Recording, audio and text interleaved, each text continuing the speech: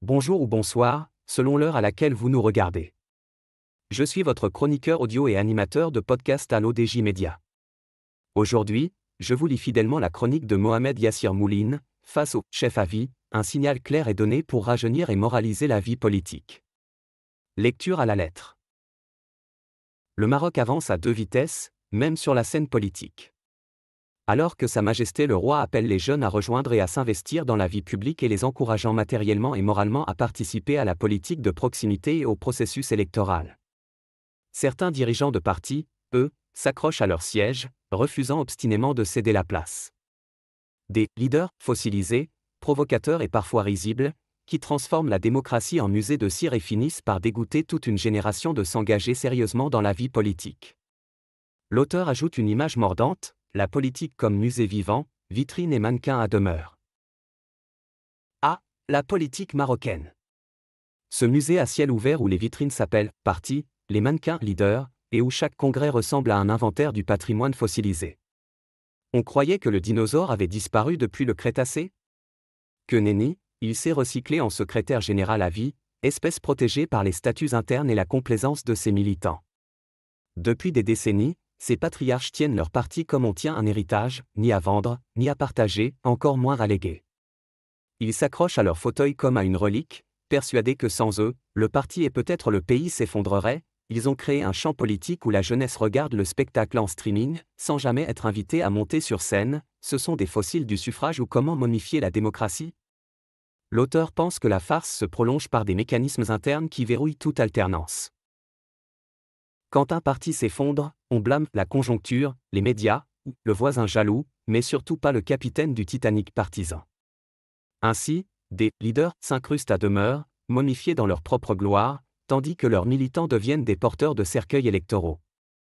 La démocratie interne est devenue une farce bien rodée, les statuts changent, mais pas les têtes. Les mandats se renouvellent comme des abonnements à vie, jusqu'à décès ou dissolution. Et pour entretenir le culte du chef, on distribue les postes comme des hosties, on pense peu, on prie beaucoup, ce sont les leaders éternels et leurs zombies militants. Cette momification ne tue pas seulement les partis, elle stérilise tout le champ politique.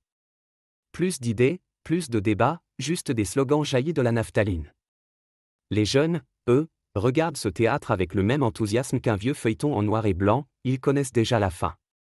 Pendant que les universités produisent des cerveaux, des partis produisent des commissions.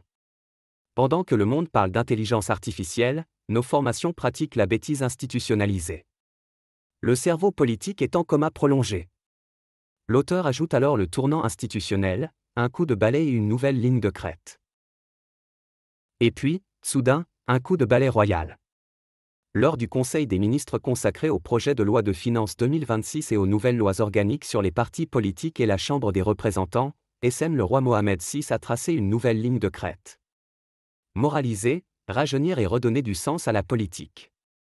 Derrière la technicité des textes, une philosophie limpide. Le renouveau démocratique passera par la jeunesse, la probité et la compétence.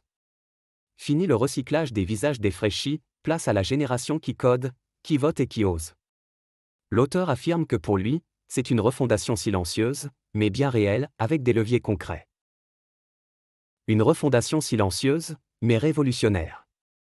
Le Roi veut redonner la politique aux jeunes, pas en discours, mais en actes. 75% de financement public pour les candidats de moins de 35 ans. Des circonscriptions régionales réservées aux femmes, et une mise à jour des règles internes des partis pour favoriser la rotation des élites et la transparence. Alors que les anciens continuent d'ajuster leur dentier électoral, le Maroc prépare sa grève générationnelle. Les jeunes auront 75% de financement, les anciens, 100% de nostalgie. Ces réformes tracent les contours d'un nouveau pacte moral entre le pouvoir et la société. Le Roi ne promet pas une démocratie parfaite, mais une démocratie vivante, débarrassée des parasites chroniques. Il ne parle pas de rêve, mais d'éthique et de mérite, des mots presque subversifs dans le lexique politique actuel. Car au fond, le message royal est clair, on ne peut pas construire l'avenir avec des hommes du passé. Et tant que les fossiles siègent, la jeunesse s'exile dans le silence, l'humour noir ou les hashtags. L'auteur ajoute qu'il faudra vérifier dans la pratique, promesse contre preuve. La réussite de cette réforme dépendra évidemment de sa traduction concrète. Le texte est une promesse, la pratique sera la preuve. Mais pour la première fois depuis longtemps, le Maroc semble vouloir s'attaquer non pas aux symptômes, abstention, désaffection, méfiance, mais aux causes structurelles de la fatigue démocratique.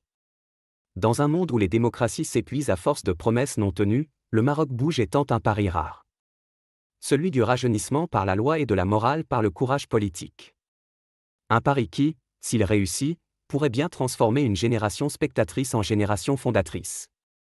SM le roi trace la voie d'une relève propre, ambitieuse et lucide. Pendant ce temps, certains partis se disputent encore le contrôle de la clim du mausolée. L'auteur pense que les chefs à vie sentent passer le scalpel et que le décor doit changer. Les chefs à vie, eux, font grise mine. Eux qui s'étaient fait momifier au nom de l'unité du parti, voient arriver le scalpel de la réforme. Car, disons-le franchement, certaines formations politiques ressemblaient plus à des aouillas électorales qu'à des laboratoires d'idées. Le guide parle, les disciples écoutent, et tout le monde sort convaincu que le Maroc changera, sans jamais changer de chef.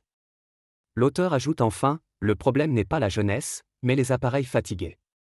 Sa Majesté le roi, lui, a bien compris ce que les militants savent depuis longtemps. Le problème n'est pas la jeunesse apathique, mais les appareils séniles. Le Maroc aspire à la liberté, mais certains choisissent de demeurer dans l'oubli. Et au rythme des chants révolutionnaires de l'ancienne gauche, j'adresse un salut particulier aux camarades opprimés. Merci pour votre attention. J'ai lu, mot pour mot, la chronique de Mohamed Yassir Mouline, en respectant strictement son intégrité. On se retrouve très bientôt pour une nouvelle lecture fidèle sur l'ODJ Média, même exigence, même clarté.